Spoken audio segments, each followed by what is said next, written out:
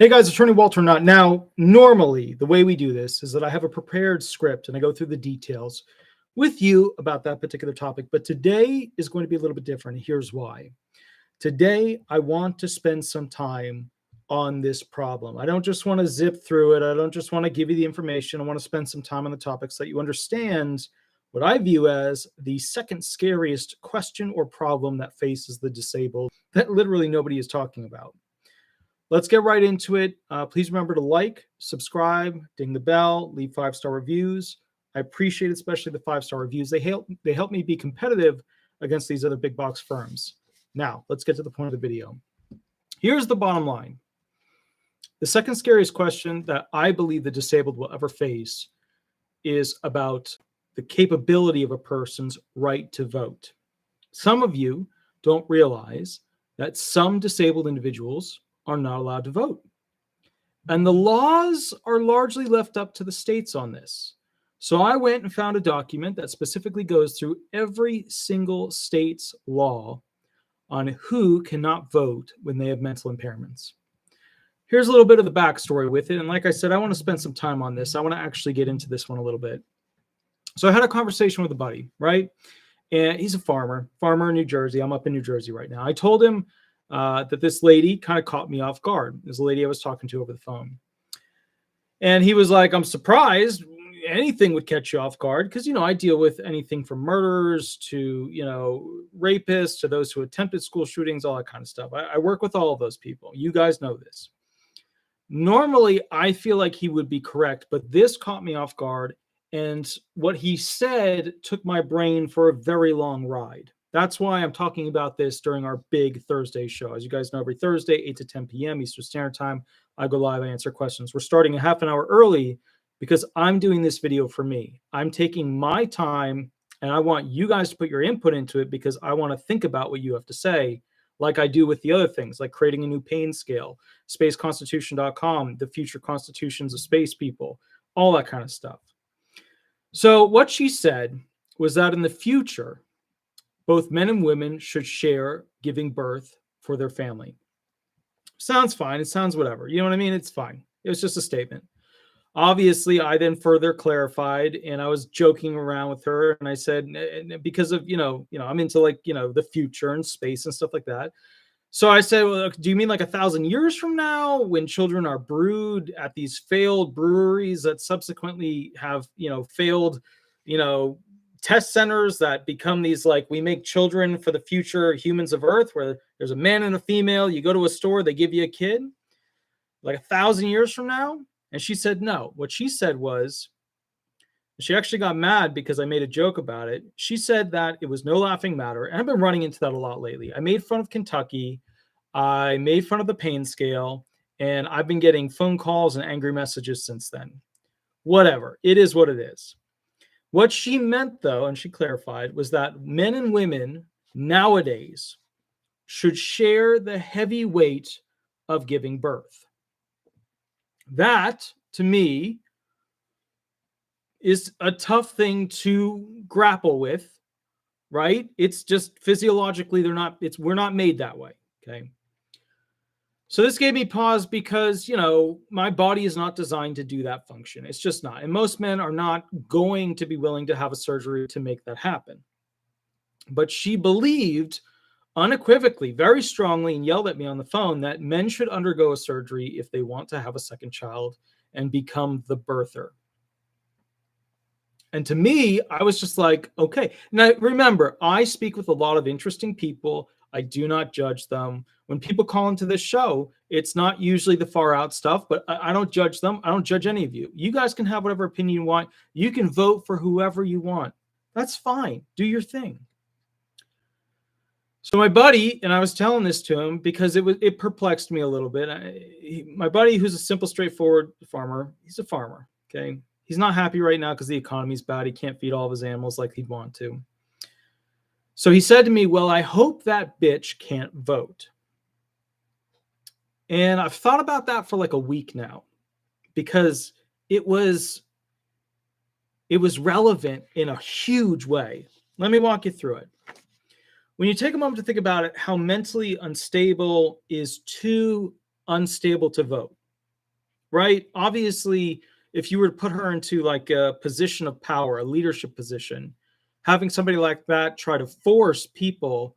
William Randall, thank you for the $10 donation. Love the little lemon person there. Love it. Very cool. So you couldn't put somebody like that female in a leadership position because that would be, mutilation of the body, and she would demand it of others, and that would not be an acceptable form of leadership, right? It would be a disrespect to the human body. It is a tough question, though, to ask and answer as to who should be allowed to vote and not vote when they are potentially mentally unstable. When someone believes that someone should undergo extreme surgery for an elected child creation process, is that person competent to vote? That's what the issue in my head was. Is a flat earther, an arsonist, a chalk eater, or any other group a target for the restriction of voting rights? So I thought about this for a while because it bothered me. People who can't vote are those who aren't a citizen, or a citizen, or they are a citizen who hasn't been a resident for more than 30 days. Also, people who are under 18 can't vote, and prison felons can't vote, and some mentally incompetent persons can't vote. So the question to the whole point of this video is, who should we allow to vote and not allow to vote? Now, most disabled can vote because of Section 208 of the Federal Voting Rights Act, which states any voter who requires assistance to vote by reason of blindness, disability, or inability to read or write may be given assistance by a person of the voter's choice, other than the voter's employer or agent of that employer, or officer or agent of the voters' union. Obviously bias. There's bias there. Okay? Those people, you can't use them because there's potential bias. But other than that, these individuals should receive assistance. However, the states have their own version of that, but they also have statutes, provisions that limit a person and their ability to vote based upon a probate court ruling them mentally unstable. So to put this to the brass tacks of the whole thing, and remember I said I want to spend some time on this. That's why I started today's show early. Who should we restrict from voting and who should be free to vote? My argument, and I'm just going to tell you where I stand up front, and I want you guys to give your opinion, is that all people should be allowed to vote.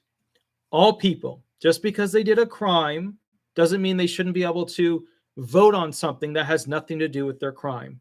Just because they're mentally unsound doesn't mean that there are so many mentally unsound people that it's going to change the outcome of an election. However, this lady, obviously pushing a particular agenda that's seen on the extreme far left, brought up the question of, was she mentally sound enough to vote? Most of the states allow a probate court to remove your right to vote, or as they put it, incapable of exercising the right to vote if you are mentally incompetent. Many have a two-state process, being a ruling of mental incompetence and then a specific ruling on the removal of that person's right to vote. So it's a little bit of a safeguard. You have to have two rulings: incompetent mentally and remove the right to vote. Okay. So think about it. Are we worried about fraud to the voting system? Abuse of the mentally unsound person from parties, right? Intending to influence a vote? My question is, why does this exist? Are there that many mentally unsound people who could change the outcome of an election? I would say likely no. And at the same time, I go back to what my friend was saying, which is that she was mentally incompetent. But she's not a leader, and she will never be a leader, right? Somebody who could do actual harm with that thinking. Now, look, the news, the big headliners, they get into people's heads nowadays, okay? Sometimes they make fun of the thinking in California. California is a failed state. Financially, the only reason they haven't gone bankrupt is because the federal government backed them, because the whole thing went blue, okay? It's a failed state. But through their innovation, where they throw the ball as far as they can, sometimes they're right and they come out with really great things. They just need to be tailored to fit the country if we can use it in a federal way or specific to the states. That's the truth. You want innovations? California's full of them. Schools are teaching that men can give birth, obviously with some caveats not mentioned, being that they start life as a female. But what is interesting on this twist is that she expected men to carry the burden of birth, which men can't do. It's a physical impossibility unless they undergo a massive amount of surgery, which is just not, it's not safe. I mean, you could do it, and they've done it many times before, but it could go wrong. And enough things are being cut and sewn and changed that you could have a real problem. So if we take God out of the question, we take the universe out of the question, because we got to simplify this thing a little bit. And the bottom line is that it's physically impossible without a high level of surgery. Okay, that's the reality of this thing. So here's where I have difficulty with this scenario. Is this person mentally unsound enough to be restricted with voting, or is this person just confused about how things work? If she was a dictator of some island nation with amazing surgical abilities, right, where it was safe, would this ruler be considered mentally sound to lead or unsound to even cast a vote? What concerns me about this, okay, is that I'm not sure we should restrict anyone's right to vote when they are mentally unsound. Sure, I get the punishment thing with the felony situations. I know why they're doing it, right? But think about it. If somebody beats somebody else up and then they have to vote on somebody on a tax issue, those two are not related or relevant issues, right? I mean, maybe you could say, oh, but it's small. Relevance would be small there. So to me, politicians, could use these statutes that are created. And when I read them to you, you're going to be like, holy shit, I can't believe that even exists. So to me, this is a real problem. And it's not just a real problem for this scenario. Like, this is one where it's like leaning more towards, she's really on her own on that one.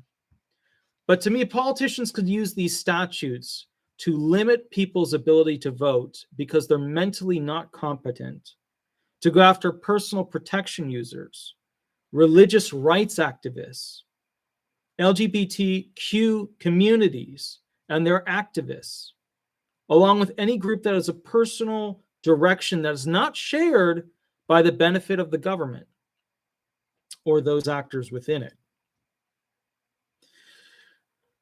It's horrific and it's disgusting that we should have to limit somebody's right to vote. But if we do, where's the line? What if there was a law that people who haven't paid any taxes in the past 2 years were no longer eligible to vote, whether they didn't make money or not? That would be a problem, and we should never pass election laws that restrict people for their financial state, race, gender, sexual preference, and in my opinion, mental incompetence. And look, I get it. When someone is under 18 years of age, they have not reached a point in their life where they know what they stand for. I get it. Okay. We all know the arguments there. We get it. Okay. That's why we don't want them drinking and smoking and doing things on video that TikTok users seem pretty cool with doing themselves anyways. But isn't that the same idea here? Limiting not yet fully developed minds. Is that different than limiting minds that are now incompetent? My question to you guys is the following, right? When should someone who is mentally unsound or incompetent be restricted from voting, if ever? Okay, that's my question here. And it's something that we don't talk about. If society, was safer with governments having the capacity to limit mentally unsound voters from casting their votes, how would it be safer? Right? I mean, are they that massive of a group that they're going to change it so that some of this stuff ends up getting through? And I mean, look, I get the argument that, some of the most out there stuff, it comes from particular states and somehow they get it through. I get it. But have you ever noticed that those states tend to be the highest places for manipulation of the people, and that there's homeless people everywhere at an extreme level? Not that Florida doesn't have that problem. They do, but not at those levels. And that's the thing. Some people will say, Walter, how could you say that? Walter, you're a terrible person for saying that homeless shouldn't be fixed, where homelessness shouldn't be fixed everywhere. Homelessness is going to exist no matter what we do, no matter if we build the buildings ourselves, no matter if we set up systems to pay for every aspect of their life. There are still people who are going to go outside and live in the woods, just like there's still going to be people who are born every generation who cannot go to college because they won't make it through college. And finally, let's say someone is hostile and violent towards other with a legal and criminal history of causing fights. That's their mental incompetence, right? They go to a voting station, they get into a fist fight and kill another voter. Who is liable in all of this? If we are so worried about someone voting, then what types of mental disorders should we be the most worried about? Usually low IQs are the first on the list. But what about those who have homicidal thoughts or people who have made statements of harm to others by text or recorded call? How many of you have been in a relationship with somebody and you threaten them? Every single one of you has. Every single one of you. I have. I'm bold enough to say it. I have. I've been so pissed I've done it. Every single one of you has. Right? Whether it was a small one or a huge one. Whether it was like, when you get here, I'm going to, take all your shit and throw it outside, or whether it was a big one. You get here, I'm going to kick your ass, right? All of you have done that. So my question is, does that make you somebody who can be targeted to remove your vote? Because now you're hostile and mentally incompetent. I'm not sure where the line is. And frankly, it's something we need to talk about before red flag laws become voter denied entrance laws. If we talk about it, we will figure it out. So let's take a first step. And should anyone be deemed incompetent to vote, we should look at it and study it because nobody's talking about this. Now, there is one group over here, and it's a left-leaning article, but it's a really good article. So if you're going to read it, just a heads up, it's a left-leaning article. This is specifically from Why the Movements for Voting Rights and Disability Rights Are Strongest Together, via stories. This is from fordfoundation.org. I think it's really great what they did here. If you don't like to read things that tend to lean one way or the other, this is a leaner, but that's okay. I want to take some statements from it. Remember, this is relatively new. This is from May 25th, 2022. A couple of statements that are good for you to realize in here. In the U.S., 1 in 5 people have a disability, and after the outbreak of COVID-19, there are at least 10 million newly disabled people feeling the long-term effects of the virus. Yet for too long, the disabled community has been overlooked by politicians and often not recognized as a powerful ally in the fight for voting rights. In many ways, the pandemic created new and important opportunities for people with disabilities to vote.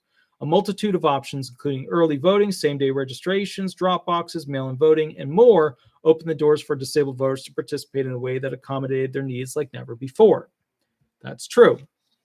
I know the other arguments that a lot of those were used and abused. I know them. We're going to skip over that for now. All right. Bottom line here. At the end of 2021, they hosted a club. They hosted Curb Cut to the ballot box, a dynamic convening that lifted up the power of this collaboration and explored integration strengthens democracy for the future, right? Blah, blah, blah, comments, we're awesome, yada, yada. They did programs to boost voting. That's good. Okay. It's just a bunch of, they throw democracy out there multiple times, promotion of disabled rights, etc. Now, with that said, I want to turn to the White House, specifically from the whitehouse.gov website, elections and voting. One of the most important rights of American citizens is the franchise, the right to vote, originally under the Constitution. Only white male citizens over the age of 21 were eligible to vote. This shameful injustice has been corrected and voting rights have been extended several times over the course of our history. Today's citizens over the age of 18 cannot be denied the right to vote on the basis of race, religion, sex, disability, or sexual orientation. Or can they? And I'm going to show you how they are. In every state except North Dakota, citizens must register to vote, and laws regarding the registration process vary by state. The path to full voting rights for all American citizens was long and often challenging. The franchise was first extended to African Americans under the 14th and 15th Amendments of the Constitution, passed during the Reconstruction period of the Civil War. These amendments provided that all male citizens, regardless of their race, must receive equal treatment under the law and not be deprived of the rights without due process. Due process, a court hearing, a court trial, okay? People do get denied based upon this big list of states. Okay. The 15th Amendment is specifically dedicated to the protecting the right of all citizens to vote regardless of race. For practical purposes, this was not the end of the voting rights struggle for African Americans because of widespread discrimination in many states, including the use of poll taxes, grandfather clauses, and literacy tests, and other more violent means. Think about that. Literacy tests, incompetence of the mind. The tie there is important. Okay, now African Americans were not assured basic voting rights until President Lyndon B. Johnson signed the Voting Rights Act in 1965. Women were denied the right to vote until 1920. 1920. We're talking Gatsby era, okay? When the 19th Amendment was ratified. Prior to that, women had only been able to vote in federal elections that occur every 2 years on the first Tuesday after the first Monday in November. Every member of the House of Representatives and about 1/3 of the Senate is up for re-election in any given election year. A presidential election is held every 4 years. Last paragraph, I think, is interesting. Federal elections are administered by the state and local governments, and the specifics of how elections are conducted differ between states. The Constitution and laws of the United States grant states with latitude in how they administer elections. Put another way, federal election laws are general. The states can take them and be more specific, but the bottom line is the states have a lot of power. Let's look now.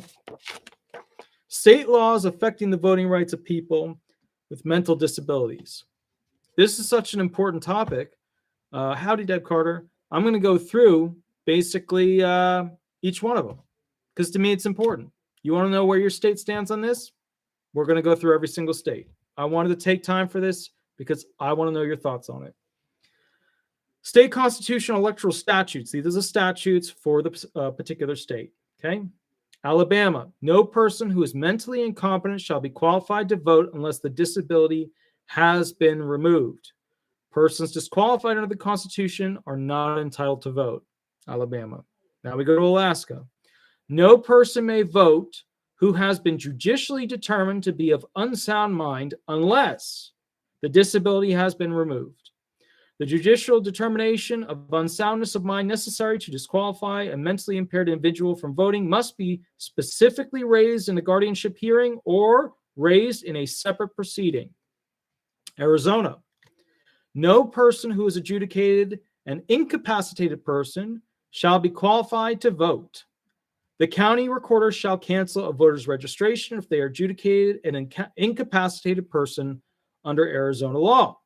No qualified to register to vote if adjudicated an incapacitated person. That's Arizona. Arkansas.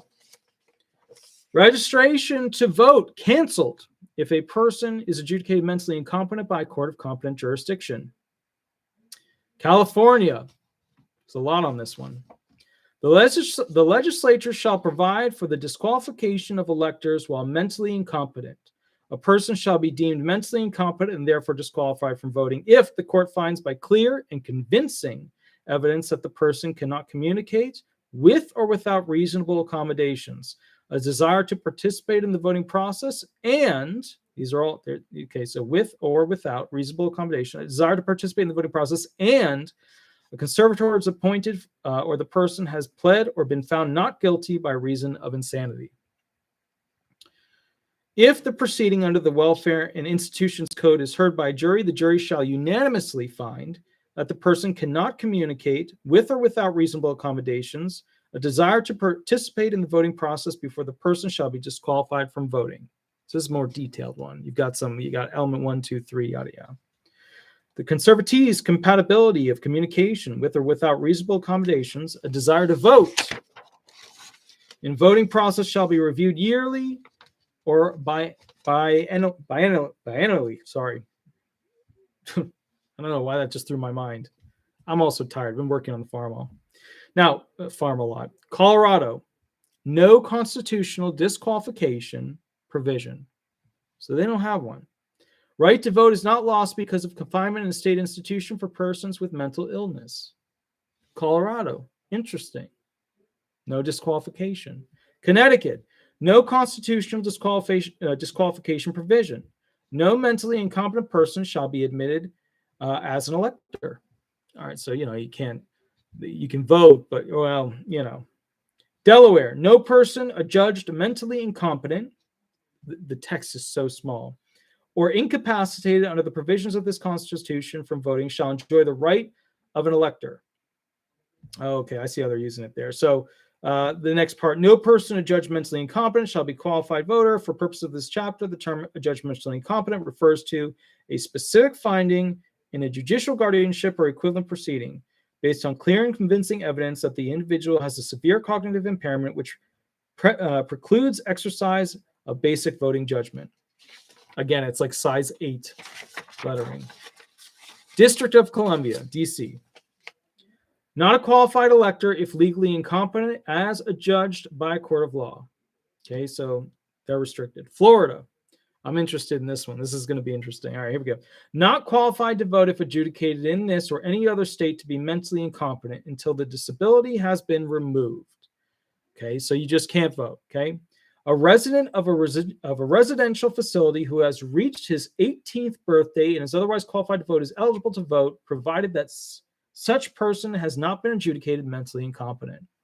Not entitled to vote if adjudicated mentally incapacitated with regard to voting in this or any other state or right not restored. Okay. So Florida, it's a no-go. Mentally incompetent, you can't vote. Georgia. A person adjudicated mentally incompetent cannot register, remain registered, or vote unless the disability has been removed. Okay.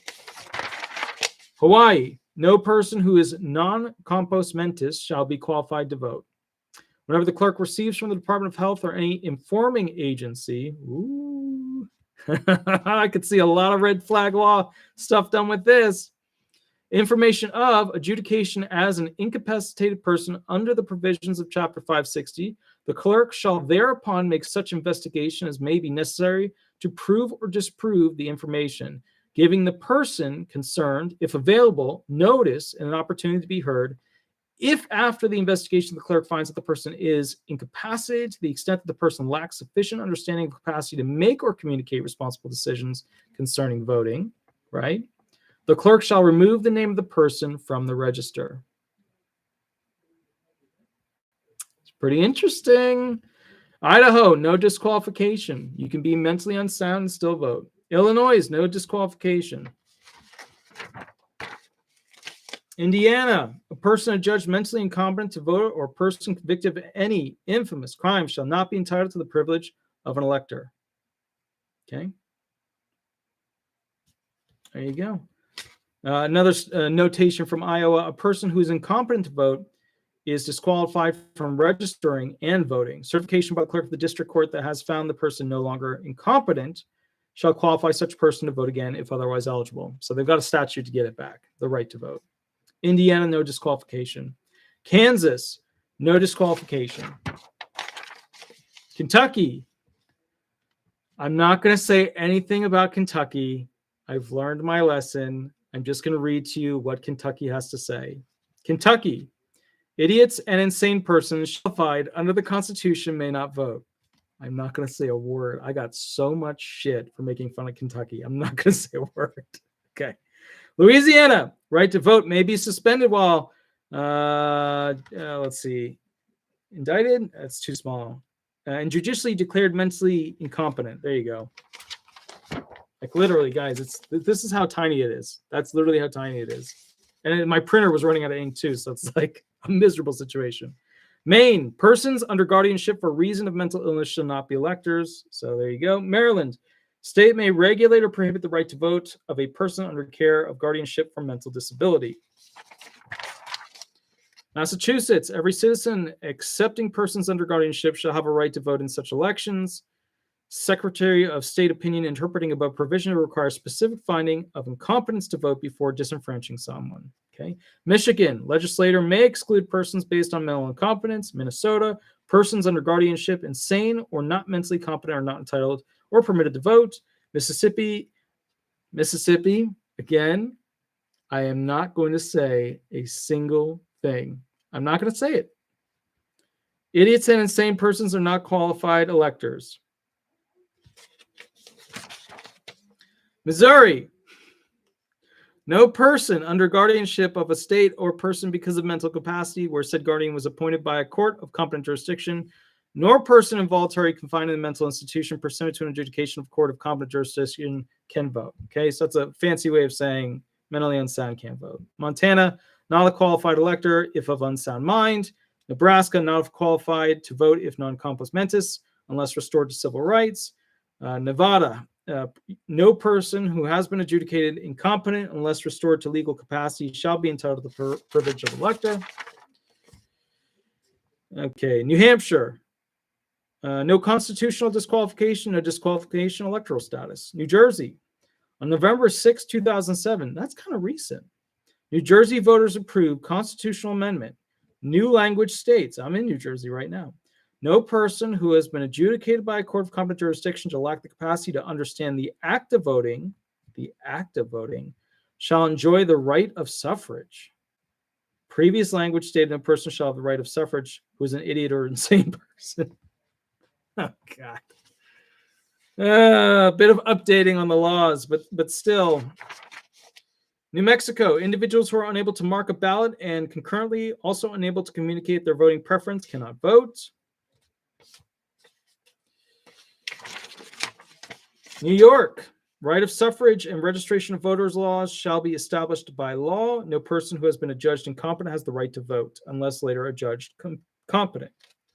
North Carolina, no constitutional disqualification provisions. However, the Constitution does provide that every person presenting himself for registration shall be able to read and write any section of the Constitution in the English language. That's kind of interesting. You can't vote unless you can read the Constitution. Most people, if they read the Constitution nowadays, would have no idea what it actually means. But they would probably still be able to read the words that are on it. That's interesting. Ohio. No idiot or insane person shall be entitled to the privileges of an elector. Oklahoma. Legislature may prescribe exceptions, blah, blah, blah. Ineligible to vote if adjudicated an incapacitated person under guardianship and conservator act, unless adjudicated no longer incapacitated. Oregon. A person suffering from a mental handicap is entitled to the full rights of an elector if otherwise qualified, unless the person has been adjudicated incompetent to vote, blah, blah, blah. Pennsylvania, no constitutional disqualification provision. Cool. Okay.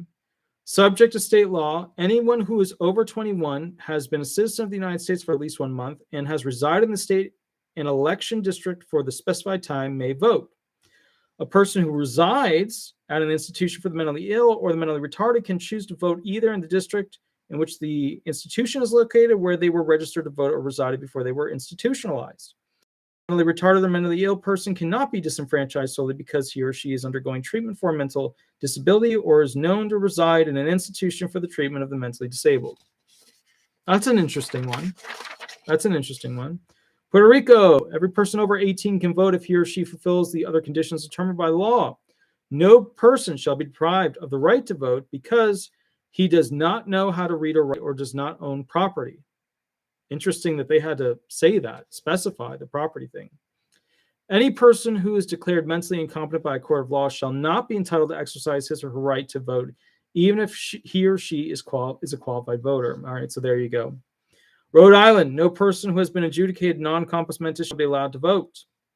South Carolina, General Assembly shall establish disqualifications for voting by reason of mental incompetence and may provide the removal of such qualifications. A person is disqualified from registering or voting if mentally incompetent. That is good old South Carolina. South Dakota, not entitled to vote if disqualified by law for mental incompetence. Tennessee, no disqualifications at all. Texas, persons determined mentally incompetent by court shall not be allowed to vote. Utah, a person who's mentally incompetent may not be permitted to vote unless right to vote restored as provided by statute. Vermont, to be entitled to the privilege of voting, persons must be of a quiet and peaceable behavior. That's a weird one. That's a weird one. No disqualifying election statute. Any person over 18 who is a citizen of the United States and a resident of the state of Vermont and has taken the voter's oath may vote. That's a weird one. Vermont. I don't like that.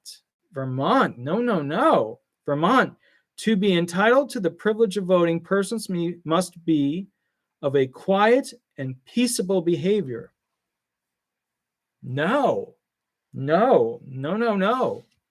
No, absolutely not. I mean, you could say somebody's loud and they can't vote. Peaceable behavior. You could say somebody's pissed off and they can't vote.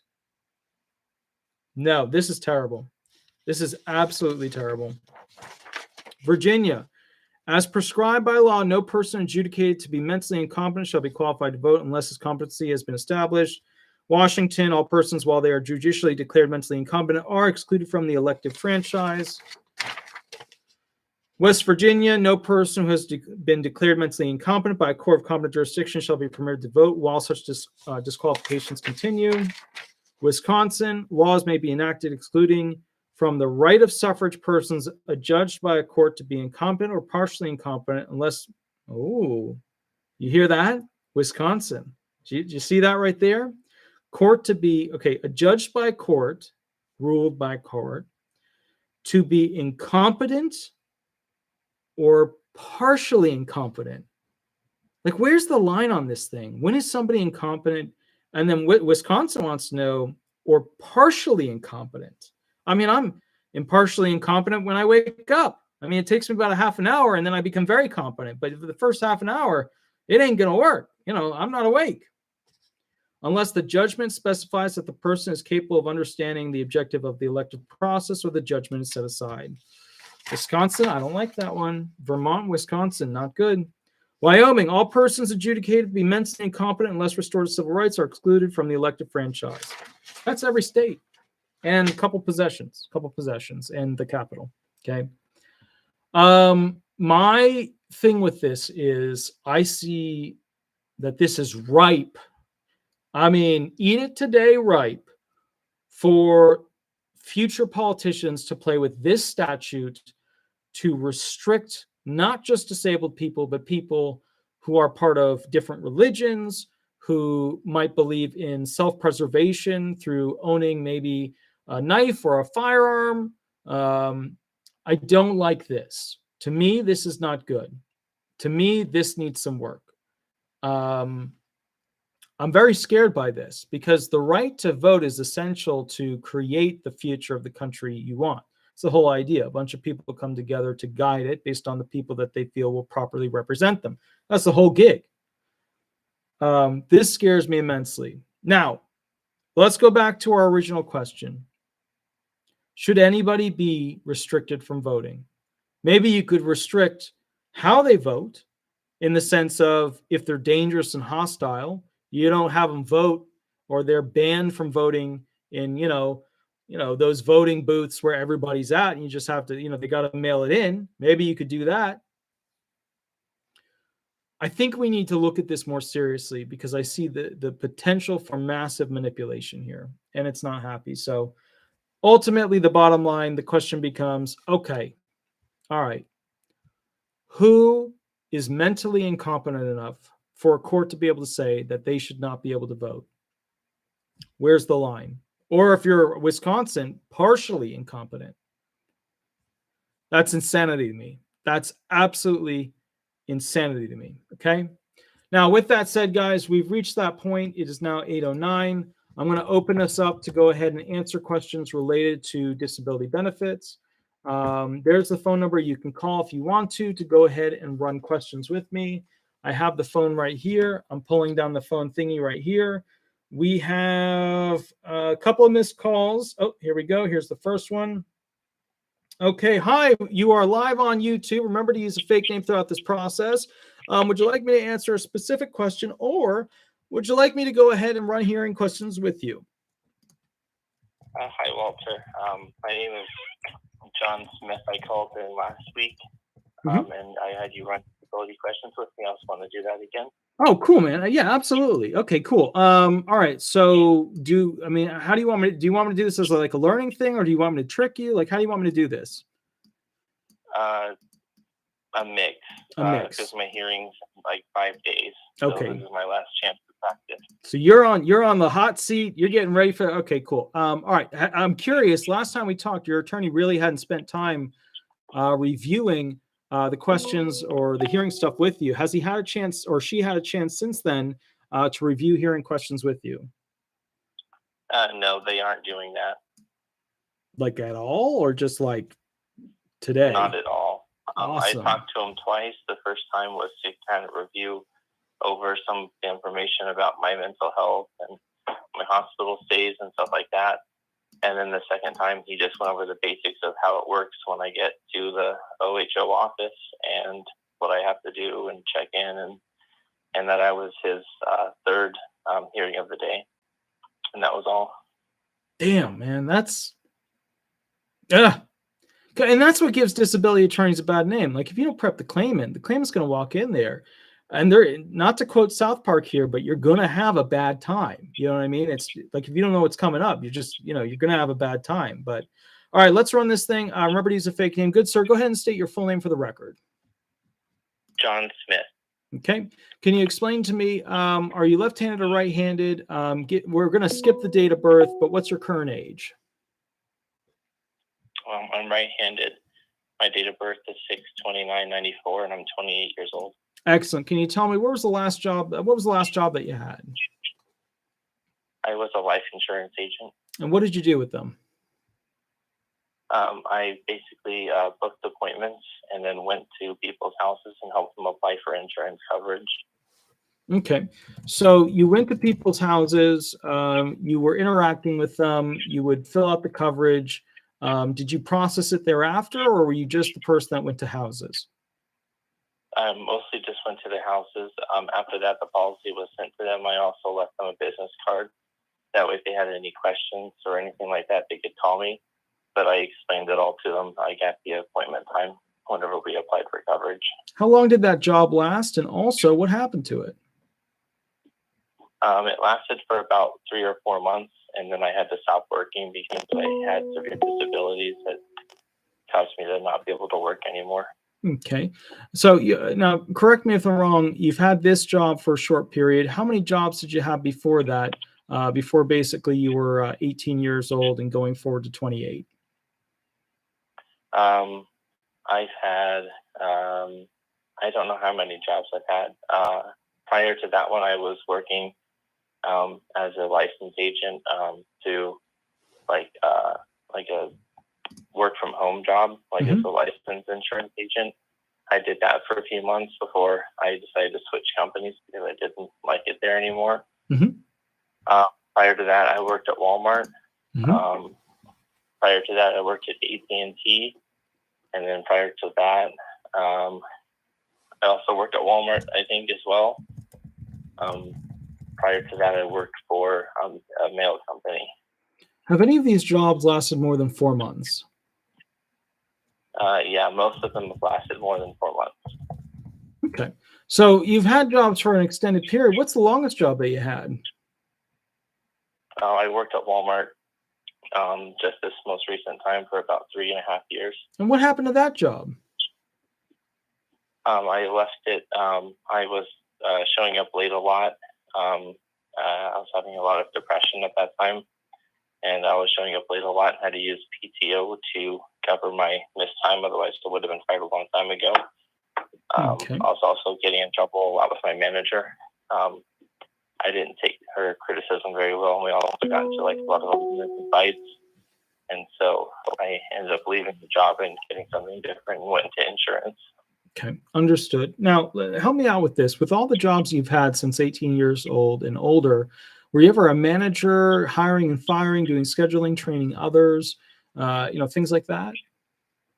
Yes, I was a supervisor at my last 2 jobs. Not the insurance agent one, the one that was like a work from home insurance agent. I was like a supervisor there. I didn't do any hiring or firing or anything like that. But I did basically just kind of go into phone calls and listen to people while they were doing their interactions with the customers, and I would help them out afterwards, like give them some criticism and teach them like how to sell properly. Mm-hmm. And then I also was a supervisor at Walmart for about a year. And then I stepped down from that position because, like I said, I was getting into a lot of trouble with my manager. So walk me through this real quick. You had a long-term job, Walmart, didn't work out. Then you had a bunch of shorter-term jobs. Can you tell me this? I mean, is there an industry that you're suited to work in that would be a good option for you? I don't really know. I don't believe at this point I'm able to work at all just due to my disabilities.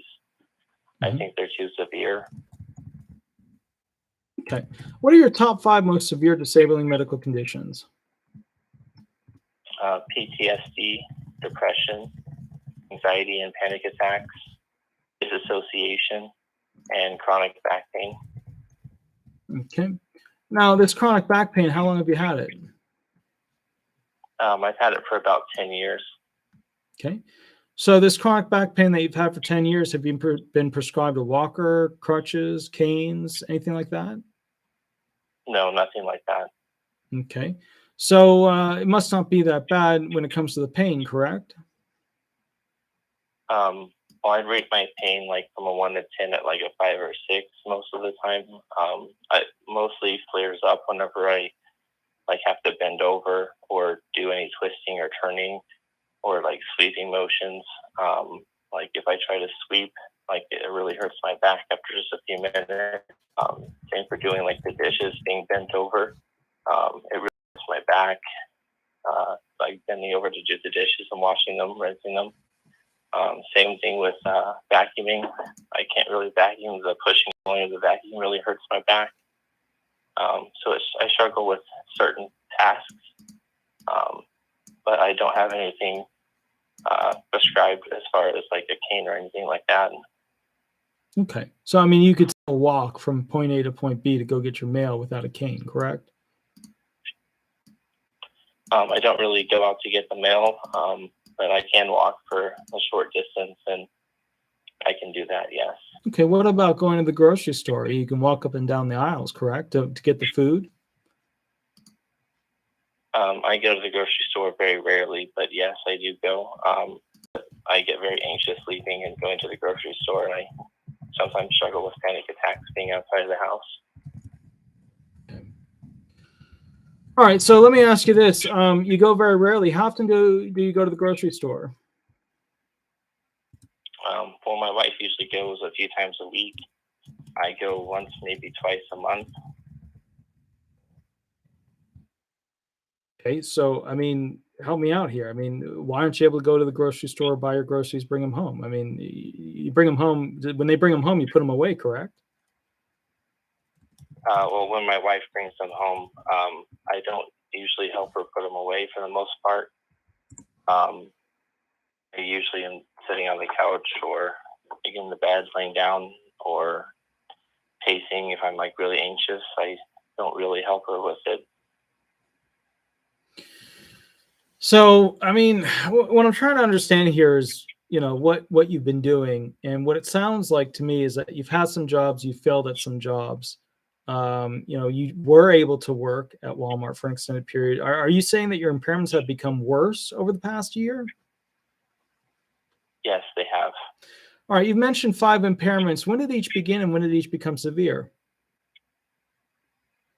Well, I started to have the depression and anxiety since I was a young child. I went through a lot of traumatic events. I had a very abusive father who was physically and mentally abusive. I was also sexually abused by an older male cousin for about 7 years. I was nearly murdered by being drowned when I was a child as well. So I went through a lot of things like that, and it caused me a lot of depression and anxiety. They got most severe about 2.5 years ago. I had a lot of repressed memories of my childhood that came back whenever I saw my cousin at a funeral, who was the one that molested me. And seeing him at the funeral brought a lot of that stuff back, and I had severe panic attacks, severe PTSD, just flashbacks. Like feeling like it's all happening over again whenever I have a flashback of him forcing me to do sexual things to him. I also have really bad depression as well. And those things are really my biggest problems. Okay, so you didn't mention laundry. Who does the laundry? My wife does the laundry, sir. So you've been married for how long? 3 years. How many children do you have? We don't have any children. Okay. So what do you guys do for fun? You have a date night? How does that work? We don't have a date night. I don't really leave the house. Aside from, like I said, I go with my wife to Walmart once or twice a month. I go see my doctor once a week. That's my therapist, I should say. And then I see my psychiatrist for medication changes every 2 to 3 weeks. Aside from that, I don't leave the house really. I get very anxious being in a car, or even just leaving the house in general. I had a car accident about January of this year, and that's what caused my back pain to get worse. And it also caused me PTSD. The person that hit me was a drunk driver, and it was a head-on collision. And I had really bad injuries from it. And ever since then, I've had panic attacks and anxiety over getting into vehicles. And I have flashbacks of it sometimes. Their passenger also jumped out of the car and was threatening to kill me. And it was just a really traumatic experience. So, keeping in mind, I have to review this. And look, keep in mind, I'm typing up little text things over here on the side with questions that they have and things they're saying. But you have gotten that police report and submitted it to the record, correct? I guess a police report for my cousin molesting me submitted. I don't know if the police report from my car accident was submitted or not. I don't remember. Okay, so and real quick, I just want to say thank you to Leanne. Leanne just donated $20, which is a really big amount, and that's incredible. And to all the people who have donated so far, it's just really amazing, guys. That the farm has been so expensive to work on. But Leanne, thank you for the $20 donation. So good, sir. You got to make sure that your police report of the car accident has been submitted to the record because it validates the accident actually occurring. One of the weird things is that you might have a medical record in there that has like one liner on the history of what caused your back impairments, but it would be good to have that to back it up to validate it for the judge. All right. So let me ask you this. I mean, are you able to button buttons? Are you able to zipper zippers? Are you able to tie shoes? I'm able to button buttons and zip up zippers, but I struggle with putting on my shoes, like bending over like that, like putting on my socks and shoes really hurts my back. I also have pain like in the shower, like whenever I shower, like just rubbing my lower half, like shoving the lower half is painful, just bending over that far. It hurts my back. And I often have to lay down for about 20 minutes on the bed to get the pain to go away. What kind of pain medications are you taking? I was taking a pain medication called Mobic, but I had to stop taking it because it was making me very nauseous and dizzy. I'm not currently taking any pain medication aside from just Tylenol and ibuprofen. Okay, so why aren't you on heavier pain medications if the pain is so severe? I've gone to the doctor. I've seen a specialist. I've only just recently been seeing the specialist. I went through physical therapy and other stuff like that. They're trying to do like other stuff before they get into the heavier duty medications and stuff like that. I'm also kind of worried about taking like anything really strong because of the addiction, qualities of it. I know it can be addictive, so I'm kind of nervous about doing that. But right now I'm talking to a specialist and they're considering doing epidurals in my back. And that's something that we're looking at next month. So let me ask you this. I understand you're kind of at the beginning of this process for getting a pain review. Have you seen a pain specialist at least for a period of 4 months yet or no? I don't know for sure. It's only been a few months. I know that. I don't know if it's been more than 4. Okay. And can you tell me this? Are they talking about surgeries to help you get back on your feet and go back to work? No, they're not talking about any surgeries. They don't think that I need surgery. So it's not severe enough, correct? Right, not severe enough for surgery. Okay. So the back issues aren't really the main point of this disabling condition, this inability to work. Is that correct? Right. It's just a partial, component to it. It's mostly my mental health. So then with your mental health, which is the most severe? I would say the depression. And why is the depression more severe than the other mental impairments? Well, it feels like, the depression, it never goes away. With the PTSD, there's flashbacks that happen, throughout the day. But the depression is just kind of always there, always just leaving me unmotivated and with severe lack of energy and really hard to concentrate on things.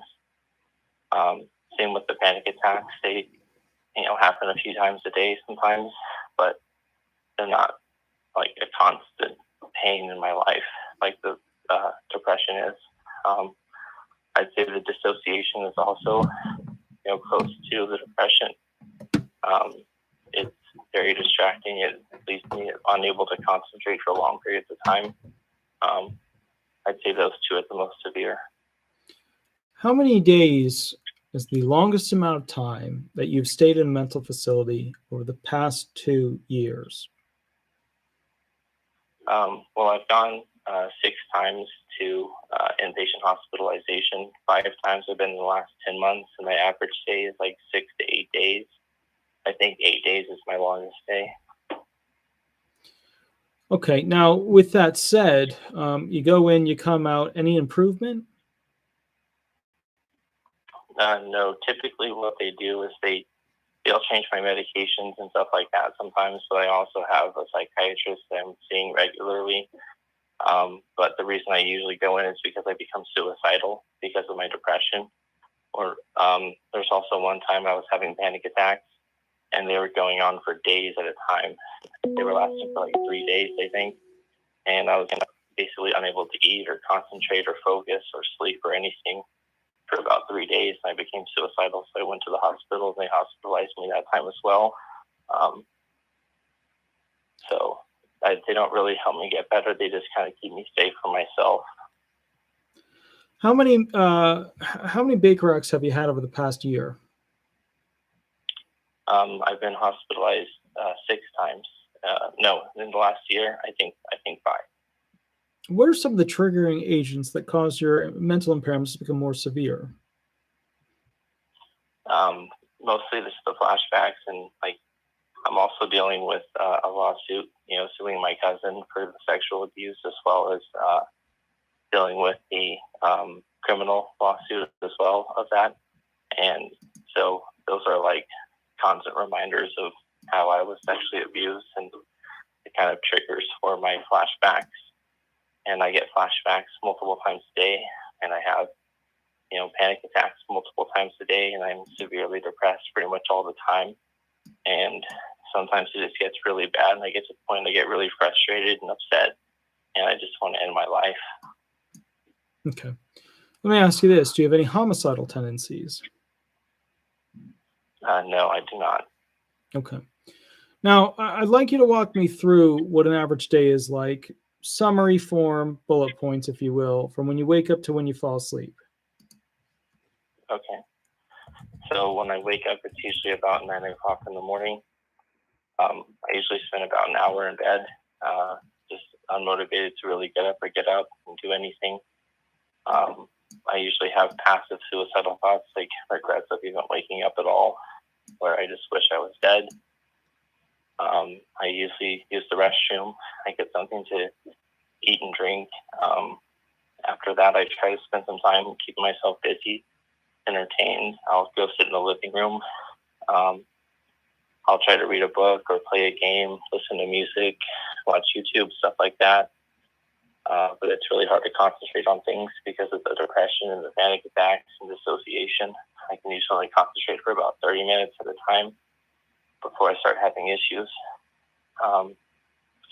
After that, my wife gets home, usually around 3 or 4, and she'll bring me lunch most of the time. After she gets home, I spend time with her. I try to talk to her about my day and about what I'm dealing with as far as like what's going on in my head. After that, she'll cook dinner around 6 or 7.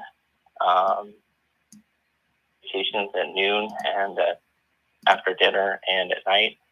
And then I go to bed about 9 p.m. So I know you can interact with the public appropriately because you do go to Walmart and you're able to go ahead and function there. So let me ask you this. I mean, when people ask you simple questions, are you able to respond to them appropriately? Well, I don't really interact with anybody when I go to Walmart. I don't talk to anyone. I just stick by my wife's side and avoid making any eye contact or talking to anybody. So let me ask you this: when it comes to basically getting along with the local neighbors, maybe family members that stop by, how do you interact with them? How do you do the holidays? How do you do the religious activities? Well, I don't really spend much time with my family. I do see them usually maybe once a month, maybe once every 2 months. I'll go to see my mom and dad. I don't really do any religious activities or holidays very much. My wife's family sometimes will do Thanksgiving, but like just for example, last year during New Year's, she went over to her family's house to spend New Year's with them, and I was going to go, but I was just too anxious and too depressed and having so many panic attacks. I wasn't able to go, and I had to stay home. Sometimes my wife will invite friends over to the house. I just generally stay kind of quiet and I don't talk to them. That's pretty much all I do. All right, so help me out with this. Would you be able to use public transportation if you absolutely needed to? I don't really know how to answer that. What do you mean? Well, let's say that there wasn't a car available and you had to go somewhere. Would you be able to use public transportation? No, I don't think so. I live sort of outside of town. There's no public transportation. I wouldn't really have access to it. If there are places that I need to go, like for example, I have doctor's visits that are sometimes on Mondays, which are my wife's days off that she rearranged. So that way I can have my doctor's appointments on Mondays. Sometimes my father will take me if I call and ask him. That's about the only other transportation option I have. So you're able to make these plans independent of others, but you need them to transport you. Right. I need someone else to take me. I'm not able to drive myself anymore. Ever since I had that car accident, I had severe anxiety and I dissociate while driving, and it's just really unsafe because I can't concentrate on what I'm doing while I'm driving. And so I just don't drive anymore. Are there any hazards in your house that have caused you injury over the past year? I'm sorry, I couldn't hear you. Are there what? Are there any hazards in your house that have caused you injury within the past year? No. Okay, so you've never, burned yourself in the kitchen. You've never left something open that caused a problem. Nothing like that. No, I don't cook or anything like that. I mean, for meals, like sometimes I'll make a sandwich or I'll heat something up that's frozen out of the microwave, but that's about all I can handle. Okay. Oftentimes I skip meals because I'm so depressed. I just don't have the motivation to get up and get myself something to eat. How many times do you groom or shower per week? Basically, just if it's once or twice per day, I'm just looking for the amount of days out of 7. Okay. Well, I usually only shower once a week, sometimes twice, and usually only if my wife makes me. There's times where I'm so depressed and just so out of it from my depression that she has to go and start the bath, get clothes for me, take me to the bathroom, undress me, get me into the tub, scrub me down, clean me up, and then get me dressed afterwards. Because I'm so depressed. How many years ago did you begin the marriage, and how were you different back then? It was about 5 years ago. Whenever we first started dating, 5 or 6 years ago, it's hard to remember. I was a lot different back then. I had most of these memories repressed, and I didn't have as much, PTSD and anxiety and depression. I still had some anxiety and depression. I got medication. The medication was able to help back then, unlike now. I was much happier, and I was able to work, and it was a lot different. Okay. All right, good sir. Let me ask you this. Out of the following limitations, we call them environmental restrictions. Which things cause you to become triggered or your impairments more severe? Cold, hot, wetness, humidity, noise, vibrations, fumes, odors, gases, dust, poor ventilation, potentially pulmonary irritant issues. Walk me through which of these cause your impairments to become triggered. The cold, for one, for my back. I've always struggled being in the cold because of my back. It tenses up and it makes it really painful. Makes it hard to walk. There was also another one, loud noises. I get frightened very easily. I think because of the PTSD, just loud noises scares me. Mm-hmm. Other than that, I don't think really much of anything else, but I do kind of struggle with allergies. So some stuff like dust and stuff like that can cause me some allergy issues. Okay. Now, considering all this, have you had a sleep study? Yes, I also have sleep apnea. And can you explain to me, what did the sleep study find pertain to the PTSD? I'm not really sure. They did a sleep study for sleep apnea, and they found that I had sleep apnea, and I have a sleep apnea machine. I don't really know what you mean by the PTSD. So PTSD is usually broken into two specific eventualities, which are, you have nightmares and you have flashbacks. And that's kind of how PTSD shows itself in the average human. So do you have nightmares at all or no? Yes, I do. But I had the sleep study before I had the PTSD issues come up. And how long ago was the sleep study? About 4 years ago, I think, 3 or 4 years ago. Okay. So you've changed significantly since then, correct? Right. Yes. Okay. How much do you think you could lift with your right arm? Is it from the ground? If it's from the ground, the bending over is the hardest part. I could lift about 10 pounds or so. And it depends on if I have to do it repetitively. If I have to do it multiple times, then I can only probably do it a few times before my back will start to hurt. Mm-hmm. Honestly, just bending over and picking something up just really light has been painful after multiple times of doing it. Okay. So it depends on if it's at arm level or if it's on the ground. Okay. Now I've got to get some other callers in here, so I'm going to ask the end point question. Good sir, are there any impairments that we missed or anything that you'd like to state for the record pertaining to your impairments and their severity? I don't believe so. I think we covered most of it. Other than the dissociation, how it affects me is it happens quite often due to the panic attacks, which can last 10 to 15 minutes. Mm-hmm. I've had them last sometimes for hours at a time, and the depression also triggers the dissociation as well, mm-hmm. and it lasts for hours, and I can't concentrate on anything. And I would say those are the only things that I didn't really talk about. Okay. Good sir. Any questions for me before I pop over to the next caller? No, just anything that you think I need to improve on or cover more. There's a bunch of stuff that I would have changed your statements on, but the thing is this: I got to grab the next caller.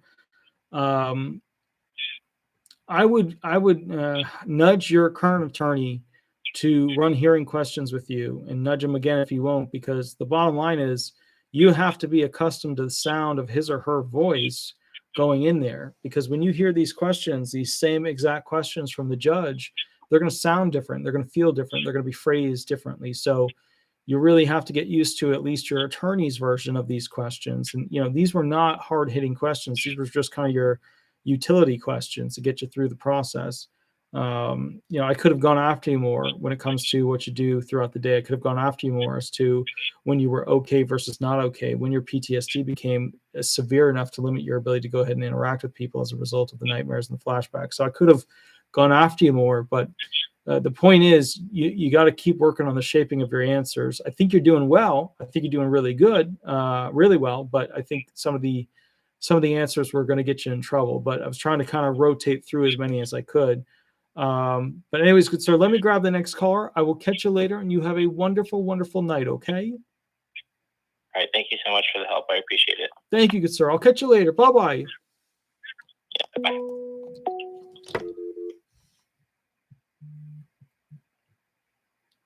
Hi, this is Attorney Walter Hnot. Remember to use a fake name throughout this process because you are live. We are on YouTube. Would you like me to answer a specific question, or would you like me to go ahead and Would you like me to go ahead and run hearing questions with you? And just remember to go ahead and mute the computer on your end. That way, there's no audio that's coming over my voice. How are you doing? And walk me through. How can I help you? Yeah, Nicholas Gumbo 13, and I have received a letter from Social Security, and I was hoping that you would be able to help me with that question. Okay, go for it. Okay. The letter that was sent was asking about self-employment, and they stated some years, 2019 and 20 to be more specific, and yearly income nearly $12,000 for 2020 and around $16,500 for 2019. It just doesn't provide enough information for me to respond to it. So I was hoping that you could help me out with that. So there were 2 years where basically you went ahead and had self-employment earnings that they've called you on, and I'm guessing you've created an overpayment. Is that correct? They said there is no overpayment. So if there's no overpayment, what's the concern? I went to the Social Security disability office yesterday, and I spoke to the lady who was at the terminal. She got her supervisor. Her supervisor came, and she spoke to me for about 20 minutes. And she said that the way that my taxes were done, they stated that it was self-employment.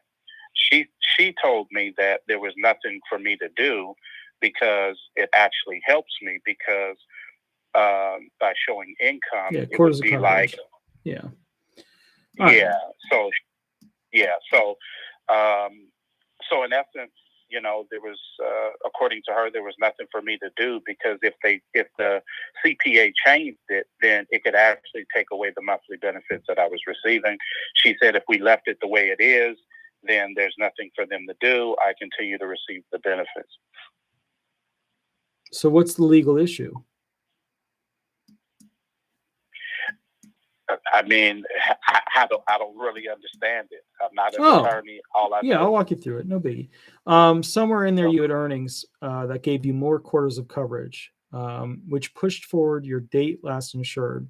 Date last insured for SSDI benefits is the last date that you can claim being severely impaired on to still go on to the traditional disability program. What a lot of people don't realize is that when you pay your taxes and you get enough quarters of coverage, basically when you pay your taxes on a certain amount, that buys you 1 quarter of coverage.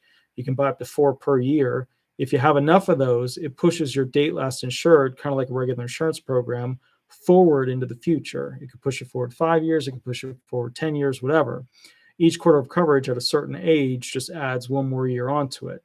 So the bottom line here is that you did not have enough quarters of coverage, but for that self-employment gave you enough quarters of coverage to go into the traditional disability program because it moved your date last insured, the last date that you would be insured for disability benefits, forward enough in time for you to claim that you were severely impaired before that last date would run. And as a result of that, you get to stay on SSDI benefits, which is good. Oh, wow. Okay. Thank you for breaking that down for me. Yeah, indeed, good sir. But it's all about quarters of coverage. What you want to know, though, and have on file is what your date last insured is and how many quarters of coverage you have. Because if you ever go through a CDR and they try to kick you off of benefits, that date last insured and how many quarters of coverage you have are going to become very important. Okay, I'll make sure to write that down. I appreciate it. You got it, good sir. So date last insured and quarters of coverage, the amount of them that you have, you can always ask the SSA for those. They should have them right on top of the pile. Other than that, good sir, I will catch you a little bit later. You have a wonderful, wonderful night. Thank you. I appreciate it so much. Thank you so much. Bye-bye. Bye-bye now. All right. We had 14 missed calls. Here we go. Let's see what we got over here. Hold on. Let me check the voicemails. Wow.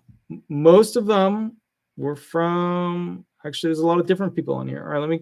Let me just get this next one real quick. Hold on. All right. We're calling another person. Let's keep it rolling. Keep it rolling. Next caller. Let's see how we can do here. All right. Let's see if we can get through. Hi, this is Attorney Walter Hnot. We are live on YouTube. Make sure you mute your computer on your end. That way there's no feedback. Remember to use a fake in throughout this. I muted it. Perfect. So would you like me to answer a specific question, or would you like me to go ahead and run hearing questions with you? I actually had a specific question. Perfect. How can I help you? I wanted to know, if you're collecting Social Security disability and you want to work from home, starting a business, maybe like an online store, how does that go against your Social Security? When do they start taking away from your Social Security if you try to start a business? Does that hurt it? So for disability benefits, traditional SSDI Title II benefits, what happens is this. When you start a business, you're not usually having a lot of income, but the SSA can claim that you've made more income than you actually have. That's part of the scary part of starting a business while on disability benefits. And the whole issue there is that if you earn over $1,350, or if they go ahead and basically, say that you did, then that would be over SGA. Now you got 9 months that are protective months called trial work period months. So you get 9 months where you can earn as much as you want and basically go ahead from there and keep your benefits and keep the money that you've earned as well. So you get to kind of double dip, if you will, during this 9-month trial work period. Now remember, it has a triggering amount that's $970. So if you earn over $970 for that month in 2022, then the bottom line is that that would trigger a trial work period month. But if you go over 1,350, you just violate the SGA, which you're allowed to do for 9 months. After those 9 months, right, where you're earning money and things like that over 970, you use them up, right? Then you have what's called the extended eligibility period. That's for 36 months. So that's extended eligibility period for 36 months thereafter. If you earn less than the SGA amount, you can keep your benefits and the money you earn. But if you earn more than the SGA amount, you lose your benefits, like your disability benefits in total, right? Because your specific vocational profile has changed, and they can do a review at that point. There's another option for you, which is called the Ticket to Work program, which is where they set you up to work for 5 years with some group to go ahead. And after 5 years, they pull you off of disability benefits. But during those 5 years, you get to keep your benefits and the income as part of that Ticket to Work program. And they're not allowed to do any CDRs or continuing disability reviews during that time. But a self-employment job is not usually going to fit into a Ticket to Work program situation. Usually Ticket to Work programs are looking for specific pre-cleared or easily cleared places that you could work that they're okay with. So you got your trial work period for 9 months, your extended eligibility period for 36 months, and the option of logging into and starting the process for the Ticket to Work program for 5 years. But the scariest thing you need to know is you need to research with self-employment and the SSA. They can apportion or say that you earned more than you actually did. A lot of people who are disabled, they'll say, hey, I only earned $300 this month. But they worked as a manager, as an owner, doing stock levels, doing inventory, doing scheduling, doing processing, doing shipping, doing negotiations. If you're doing all that stuff, they can claim you actually worked and earned more than what you actually did. Oh, okay. They can just say it. You don't have to, even if you have proof that you didn't, they can still say it. Well, I mean, think about that. How would you prove that you didn't actually earn more if they believe the actions of what you did are worth more? I see what you mean. Yeah, okay. put another way, you wouldn't be able to disprove them in that immediate sense. You would have to get a vocational survey done and all that stuff. But the bottom line is, if you were to come to them and say, no, look, it's only $300 in my bank account, and here's where the person paid me, they'd be able to say, yeah, but you were doing this, and you were doing that, and you were doing this, and you were doing that. And as a result of that, they can claim that you basically earned more than the actual money figure of what you received that month. Oh, I see what you're saying. Okay. And does that also affect your health insurance that you get from Social Security? Would it affect that as well? Well, only if you're going over SGA outside of the 9-month trial work period or the Ticket to Work program. Like if you went over SGA in general or during the extended eligibility program, then yeah, I mean, they could kick you off of SSDI benefits and then they do a Medicare review. But the bottom, or if you're on SSI benefits, where you don't have a trial work period and you don't have the extended eligibility period, they could kick you off of that for going over SGA, and then you wouldn't get your Medicaid.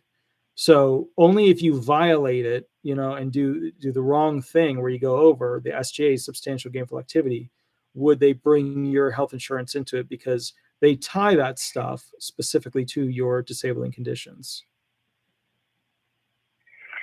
Oh, okay. Okay, I got that. I was writing it down while you were saying this. Yeah, so. No worries. Yeah. Okay. That answers a lot of questions. Thank you. Absolutely. You have a wonderful, wonderful night, and I'll catch you a little bit later. Thank you. You too. And I love your videos. Please don't ever stop making them. Thank you so much. I'll keep them coming out, and I'll catch up with you later. If you have ever any additional questions, call us back next Thursday. And okay, but I have one question. I'm curious. What type of business? Because I'm actually making a video on side gigs that disabled people can do, and then I'm going to make a video on how disabled people can ask for a raise. Because just being disabled, like nobody really gets enough anymore. Like having a job, you have to have a side gig and a full-time job to make it work in this modern economy. Like that's how bad it is. And so like I wanted to make a video on side gigs. So what company did you want to start? Publishing books for writers. So let me ask you this. Writers, highly adept at publishing because they can read and know how to upload it to websites. How would you add to that? Well, you mean the business itself? I'm going to have a website where I'm going to sell books from independent authors. And also, yeah, what do you mean by that? Because that means something different nowadays than it did 15 years ago. Well, I know a lot of writers that have the book written and don't know how to publish it. And I know how to take that and take it to a printer and get it published.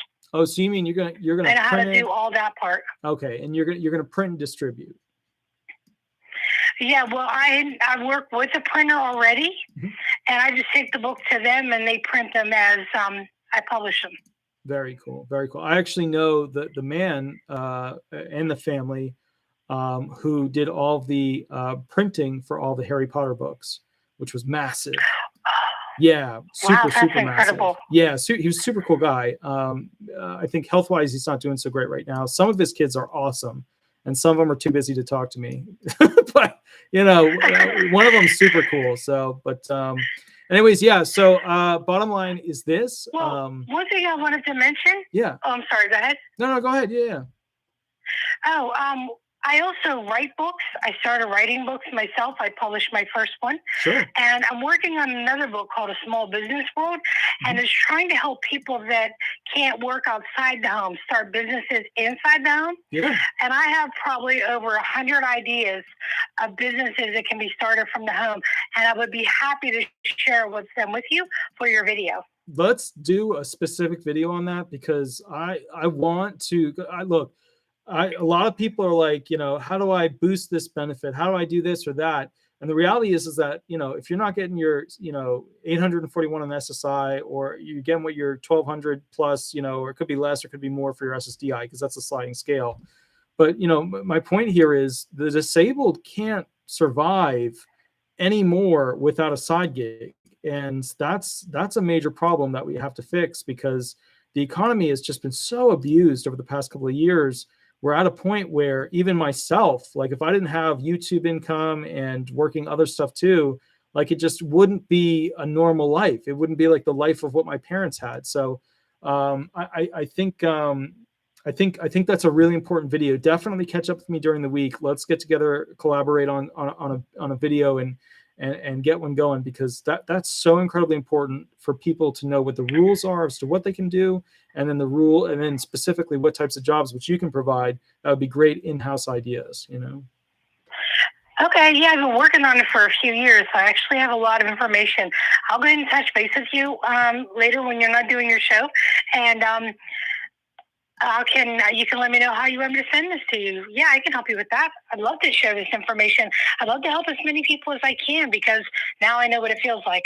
Excellent. Well, Madame, you have a wonderful, wonderful night, and I'll probably catch up, or give me a call tomorrow and we'll catch up, you know?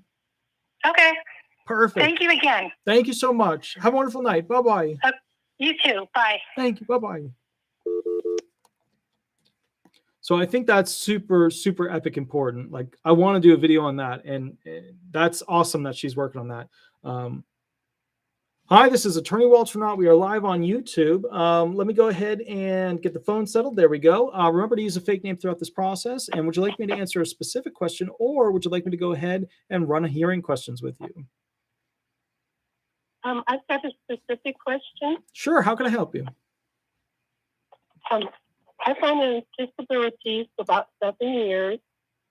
The last 2 years, it's super hard to hear you. Paper. Yeah. Is it on speakerphone or no? I took it off from speakerphone. Oh, perfect. Sounds way better. Okay. I only worked 10 hours a week or less. Mm-hmm. And over the last 2 years, my health has gotten worse. Mm-hmm. So now I'm on oxygen full time with COPD, congestive heart, and some others. But I got a letter stating I'm on review from the federal, stating now my review is in the state. But they didn't seem to acknowledge that I work. They want me on the work program.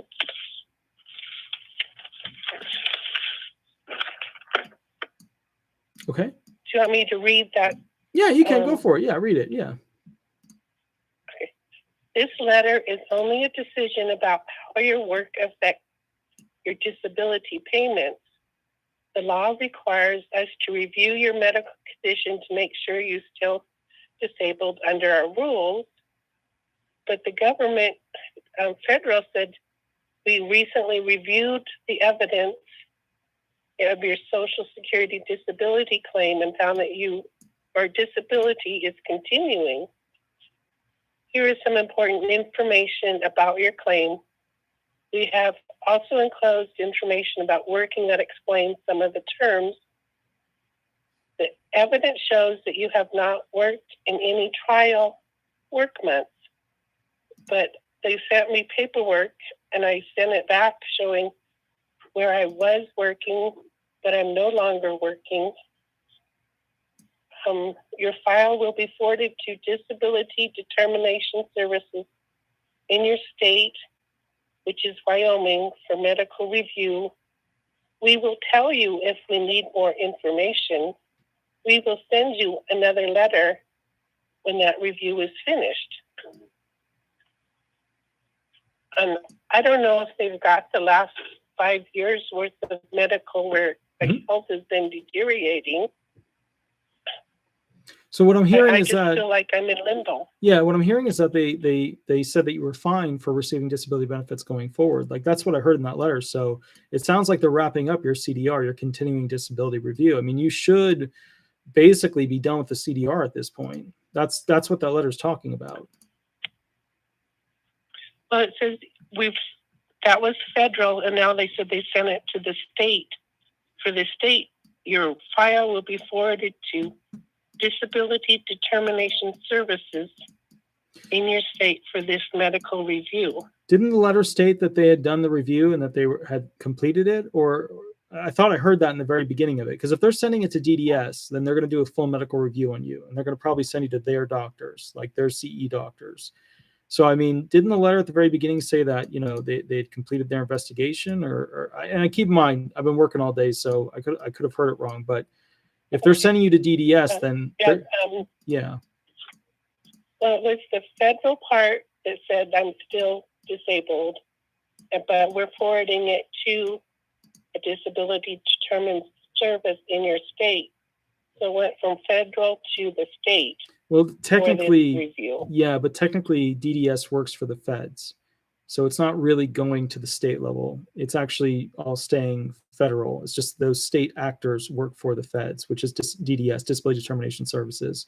And for people in Georgia, it's DAS, Disability Adjudication Services. But the point is, if they're sending you to DDS, that means that they're going to do a full adjudication of you at the federal level, even though it involves state actors, which are the DDS reps. So what that means is that, like the process that somebody goes through to be found disabled, they use the 5-step sequential process. The process that they'll put you through is called the 8-step sequential process, which is the CDR review, the continuing disability review, to see if you're still disabled with your old impairments, or if you're not disabled with your old impairments, are there other impairments that make you disabled nowadays? And if not, they'll do a vocational review and basically say whether or not you're disabled. So in that instance, they're still going to put you through the 8-step sequential process, which is what you want to study and look up. Yeah.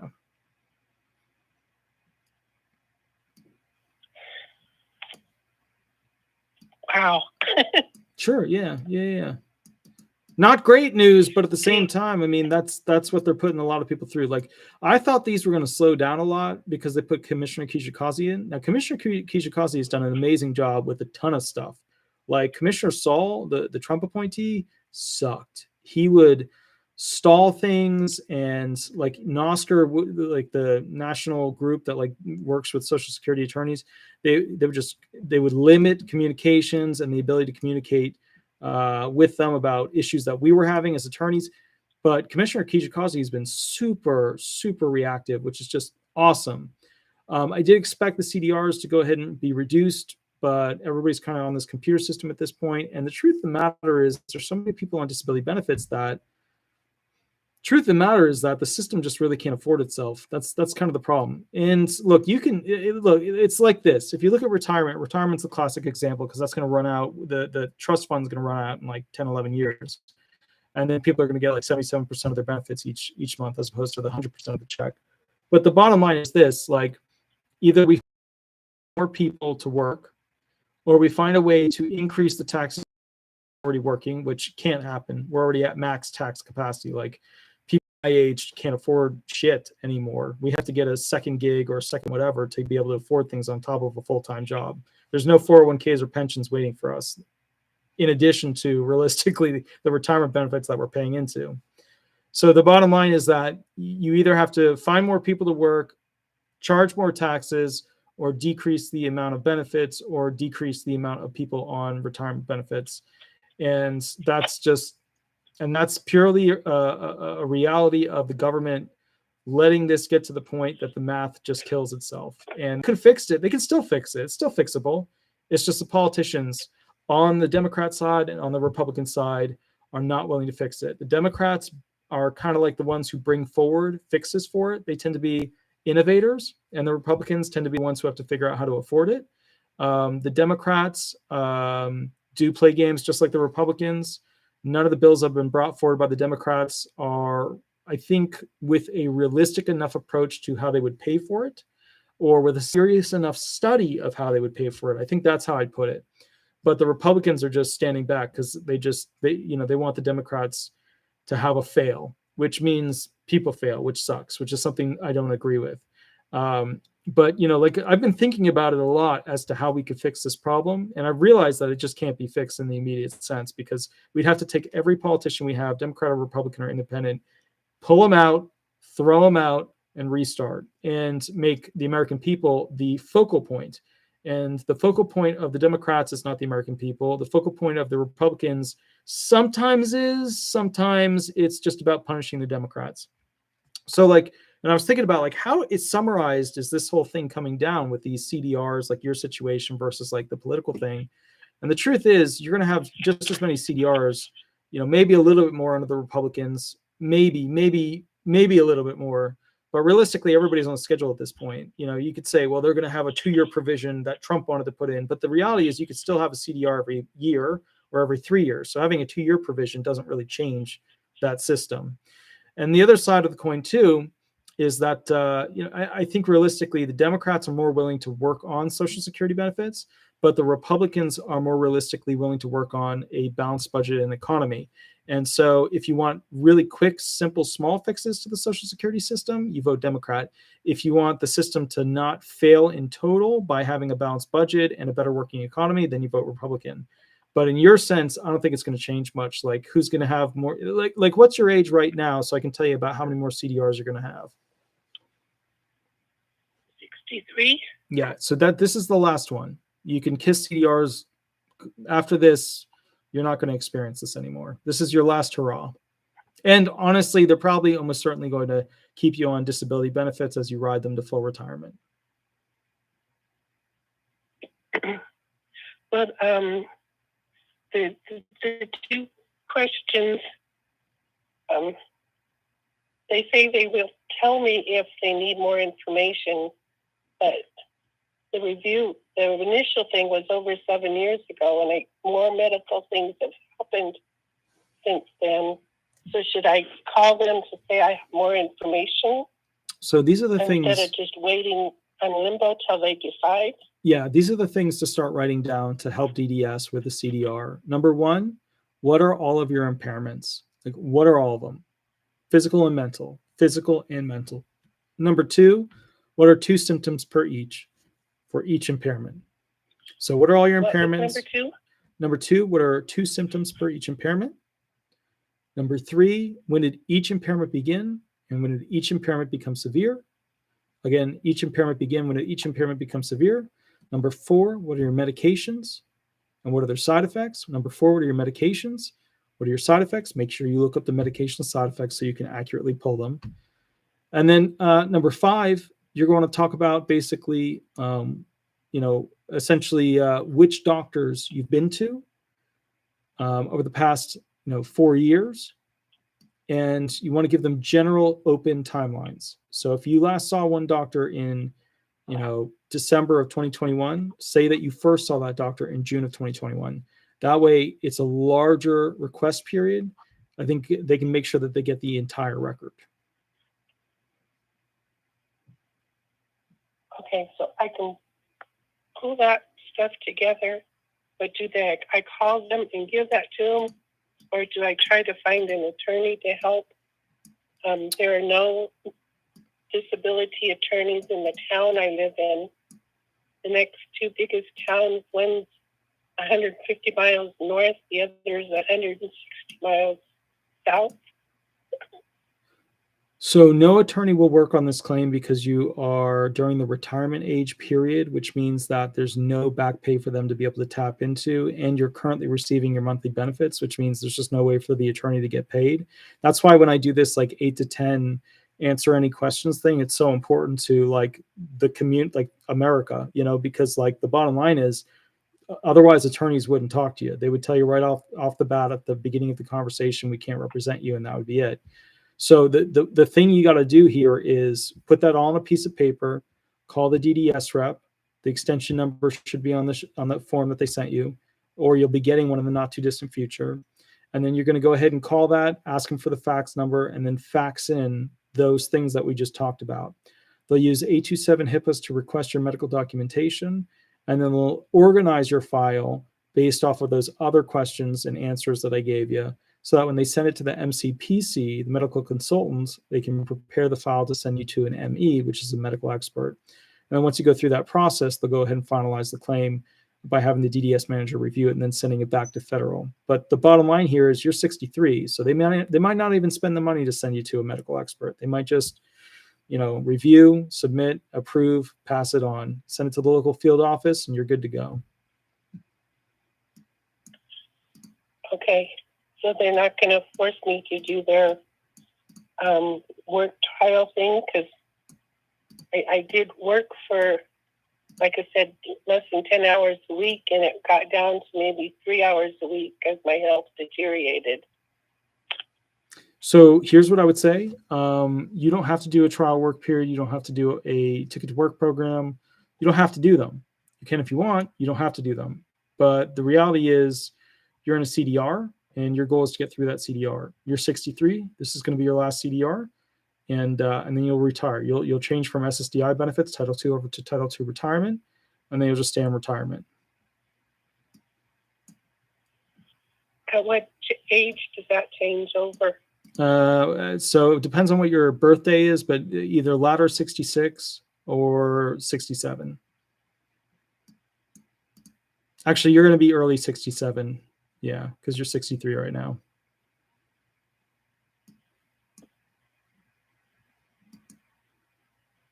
Wow, that's great information. I've been listening to you for a few months, and it's been very helpful. Excellent. Trying to educate on what's the right thing to do, and I got through this time. Yay! Good. Well, Madame, I will catch you a little bit later. I'm probably going to do like one more phone call, and then I'm going to switch over to doing a security video where we're going to launch a whole new video, and it's on something that I was talking to a security expert about, and he brought this statement up, and I was like, there's no way. And he's like, yeah, check this article out. And I was like, oh, man. But it's important for you guys to know what's going on with that stuff. But anyways, Madame, I will catch you later. You have a wonderful, wonderful night. You too. Thank you. Thank you so much. I'll catch you later. Bye-bye. Bye-bye. So, guys, I just want to send out a thank you. I'm not sure how to pronounce it. Gatita also for the $10 donation. The senators need you to help figure SS out. So here's the deal. And I want to make this super clear before I take another call.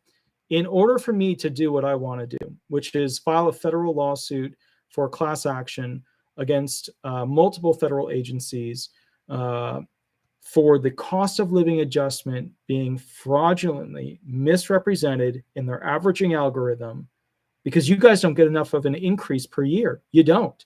And as a result of that, your benefits haven't increased enough. So now you're living in poverty beyond what was intended by the original passers of these laws in 1930s, 50s, and 70s.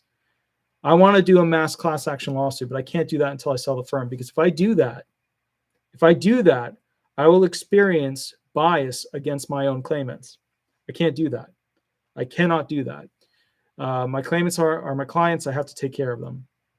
I even have an article where we're going to be discussing the Office of Inspector General and the bias that was done against two whistleblowers, two attorneys at the Office of Inspector General, who is the attorney on behalf of the Social Security Commissioner. I even have an article about how they talked about bias that occurred there by these two long-term attorneys at the SSA's Inspector General's office. The bias is real. I worked for other law firms that had bias when they went big against them. So I can't do that stuff until basically now. With that said, I have to limit how I interact with senators and House reps to some degree as an attorney. But there are a lot of things, and I even made a better version of the Social Security Supplemental Security Income Restoration Act. I made a better version of the Social Security 2100 Act. I wrote them. I just haven't had time to basically do videos on them. Because it's tough. You have to make them simple enough for people to understand the stepping stones of how you got from here to here. And I have a video set up where I even pre-record some. I haven't edited them all yet, but where I show people how to write law. But what I've realized with that is that the toughest part of teaching people how to write law is teaching them how to find the law that is, the thing that has to be changed, where you have to change the wording, right? And sometimes it's more than one, but usually there's one particular thing. And then how to ask the right question. Like, what is your thesis question? What is your legal doctrinal question as to what the issue is that it has to change it? And without the training of law school, it is just, it's tough. It's like trying to teach your brain how to do analysis at a high doctorate level and then apply it to like a 5-minute video. It's tough. I haven't perfected it yet as to how I can get the whole thing across. So that's another thing that I really wanted to do. But, it's one of those things. So actually, Hang Solo, I applied to be a judge back in May for the SSA. And the reason why is one of the SSA representatives reached out to me to go ahead and apply. And what happened was I opened up the thing to go ahead and fill in my answers and stuff. And I printed them out. And so I wrote them down because I usually write with a pen to, what my answers are going to be. And I said, okay, I'm going to wake up and submit this in the morning. By the time I woke up, 1,000 open seats for ALJs the application process, administrative law judges, were already filled. Already filled. So I sent mine in paper form, and then they never responded. But the reality now is that being the most viewed and subscribed to disability attorney in America, I actually am going to be making more through YouTube than I will, basically as a disability judge within the next like 2 years. And I think, to be honest with you, me being a judge would be less helpful to you guys than me doing this channel and me being a politician talking about the rights and benefits of the people to be increased. I don't just want money increases. I want restriction decreases. I want opportunities to be more generalized. I don't want them to be so restrictive. I want you guys to be able to get out there and do different types of jobs, be able to get out there and earn more money and do things without being so restricted. I do not like the massive amount of SSI restrictions that we have, especially the in-kind support maintenance rule, what we call the 1/3 reduction rule, or the marriage penalty rule. I mean, to me, those are inherently inhumane and therefore inherently inappropriate and therefore inherently unethical. I just do not, I don't stand by those. There's a lot of SSDI stuff that has to be changed, a lot of retirement stuff that has to be changed. Our taxation system on taxing people who are working when they take early retirement and how they reduce the benefits as a result of that. I don't know how the hell this stuff passed through Congress. Like I sat back the other day and I was like, if anybody's 60 years old, 60s and older, the hell were you? Like, where the hell were you? You should have been like, you should have cared. Your retirement is effed because of this, like you should care. Like, I'm not even going to really get realistically retirement. I have no 401k. I have no pension set up. My student loans are almost $1,800 a month. My mortgage is $2,400 a month. Restoring a family farm right now, which is obviously incredibly expensive, but I'm really glad that it rented. I'm really glad the whole facility is rented. Like, I have to do a video with the person that rented it because it's just cool. I've been leaving her alone because I was just like, look, get all your horses. She has 16 horses here on top of the 2 horses. So like, that's amazing. Mark A. Dunn, thank you. Thank you for the $20 donation. I really, really appreciate it. Really, really appreciate it because things are just obnoxiously expensive right now on my end. And that's another thing too. Okay, so one thing I wanted to do this trip that I didn't get to do that I really wanted to do was start showing the disabled how to use tools if they have certain impairments. So like how to use a weed whacker versus how to use a specialized hammer, how to use a specialized screwdriver, because they have tools that can be used for people who have impairments, whether it's on their feet or their hands, or whether they have a vibration issue, or whether they have some triggering agent. I wanted to do basically videos showing you how to use tools if you're impaired. And my thing with that is that, wow, Mark Dune, again, thank you. Thank you for the $10 donation. That's $30 total. Wow. Thank you. Wow. Thank you. So, so I think it's the 970 something right now for 2022, but it is going up to that height. Yeah. So JD Vision for 2023, I think it's going up to that. So here's the thing. One of the big problems I have with this country is that somehow Americans in total became a second thought. And then a third thought, a fourth thought, a fifth thought, a sixth thought down the line, the disabled and retired are living somewhere down there. They're not even in the subconscious at some point. They're just not thought of. And there's, 1 in 5 people are impaired or disabled. You know what I mean? Like, that's a number. That's a big group. That amount of people could decide an election. A lot of people reach out to me and they're like, who should I vote for?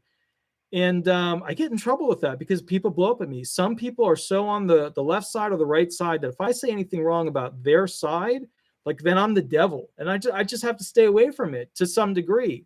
I mean, I could tell you who the best senators are for disability benefits. I could tell you that. And I think I should. I started grading them. I have like a grade of like 3/4. I have 3/4 of the senators because there's not that many. There's only, it's limited per state. It's not like the House reps.